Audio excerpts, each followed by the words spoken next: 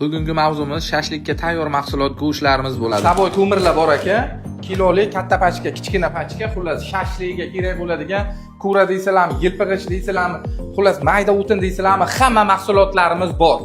Assalomu alaykum hurmatli yaqinlarimiz, do'stlarimiz. Mana dam olish sezoni boshlandi, havo isidi. Biz Rustam akamiz bilan birgalikda dam olishga ketmoqchimiz. Bundan oldin albatta tayyorgarlik ko'rib ketish kerak. Go'sht kerak bo'ladi, qo'ra kerak bo'ladi, Six kerak bo'ladi.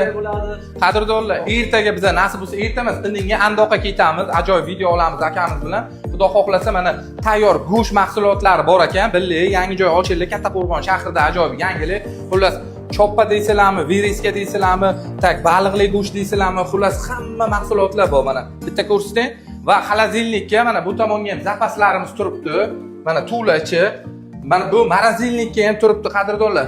Qanaqa go'sht mahsulotlari kerak bo'ladigan bo'lsa, pastga raqam yozib qoldiramiz. Kattaqo'rg'onlik aka-ukalar uchun ajoyib yangilik. Bemalol raqamlarga telefon qilib dastlabki aytishlaringiz mumkin. Lokatiyani ko'rsatamiz sizlarga.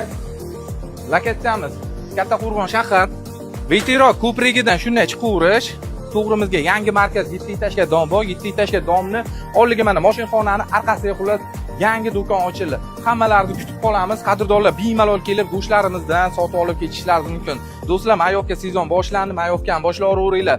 Yaxshi kunlarda ko'rishguncha sog' bo'linglar, salomat bo'linglar, kuninglar xayrli va barakotli o'tsin.